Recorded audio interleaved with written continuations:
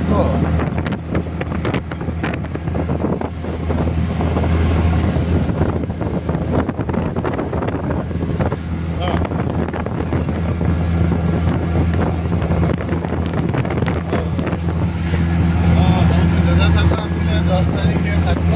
ৰাস্তাৰ কাষে কাষে শাৰী শাৰী গছ গছনিবিলাক ৰুই আছে, ভাল লাগিছে। ইটো